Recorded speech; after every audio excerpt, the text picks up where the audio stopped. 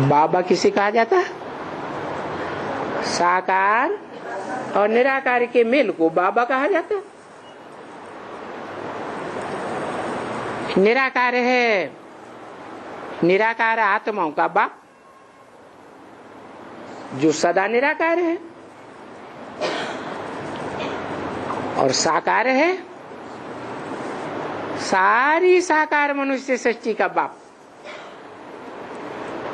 बीज को बाप कहा जाता है। बीज कभी लोप नहीं होता। इस सृष्टि में वो मनुष्य सृष्टि का एक बीज ही है जिसका कभी लोप नहीं होता। जैसे गीता में कहा है, ना सतो विद्यते भावो ना भावो विद्यते सतः। सत्य का कभी लोप नहीं होता है।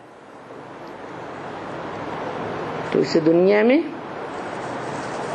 जो भी मनुष्य मात्र हैं,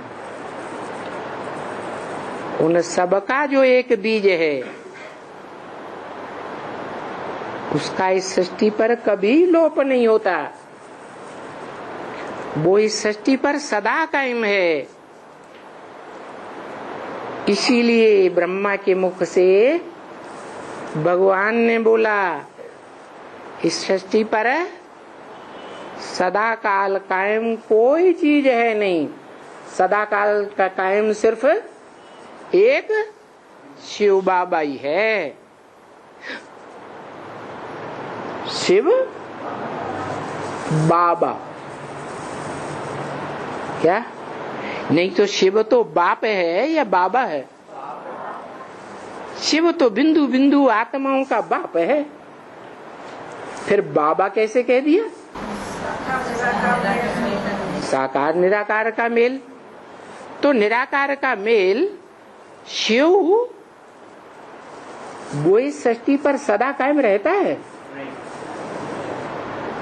समान बनता है। जो शिव बाप है वो तो इस सृष्टि पर सदा कायम होता ही नहीं। हाँ, जिस मुकर्रर रथ में प्रवेश करता है वो योग बल के आधार पर संपूर्ण 100% ज्योति बिंदु आत्मा बन जाता है। जिस ज्योति बिंदु आत्मा की यादगार सोमनाथ मंदिर में दिखाई गई है, क्या? लाल गोलाकार लिंग और उसमें बीच में हीरा दिखाया गया। वो हीरा किसकी यादगार है? शिव तो बाप है। शिव जो बाप है आत्माओं का, वो तो आत्मलोक का वासी है। साकार सृष्टि का सदाकाल वासी है ही नहीं। तो साकार सृष्टि में जो शिव बाबा है वो सदाकाल कहाँ का वासी है?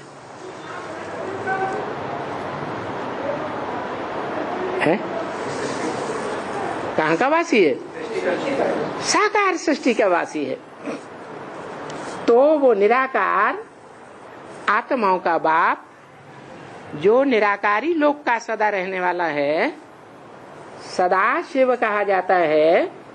वो सदा शिव इस सृष्टि पर जब आता है तो विरुद्ध लेता है, मैं तुम बच्चों को नंबरवार आप समान बना करके जाऊंगा।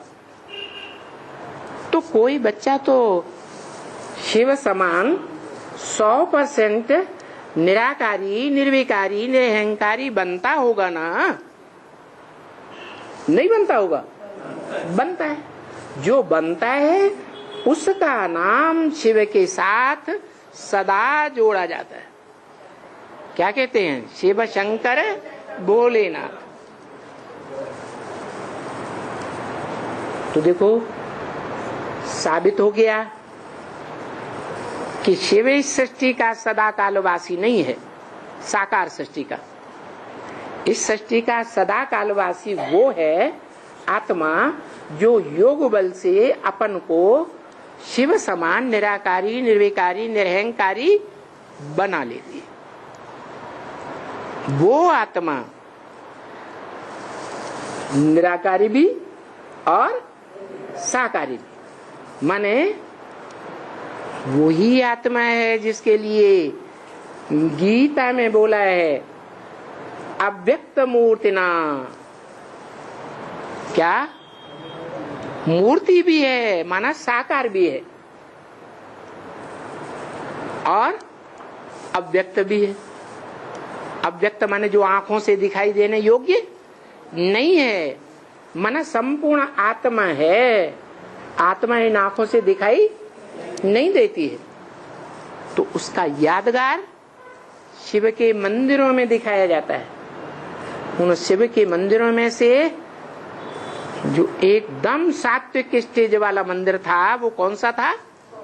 सोमनाथ मंदिर। उस सोमनाथ मंदिर में वो लिंग भी दिखाया और वो निराकार आत्मा भी हीरे के रूप में दिखाई गई। वो हीरे के रूप में आत्मा हीरो पार्टधारी है। शिव तो सदैव जीरो है, वो कभी हीरो बनता ही नहीं। वो कहता भी है मैं न पूज्य बनता हूं न पुजारी बनता हूं। तो सोमनाथ मंदिर में जो शिवलिंग दिखाया गया और उस लिंग में हीरा दिखाया गया, वो आत्माओं के बाप शिव की यादगार है क्या? शिव की यादगार नहीं है, क्योंकि शिव ने तो स्पष्ट बोल दिया ब्रह्मा के मुख से। क्या क्या बोल दिया? मैं न पूज्य बनता हूं न पुजारी बनता हूं।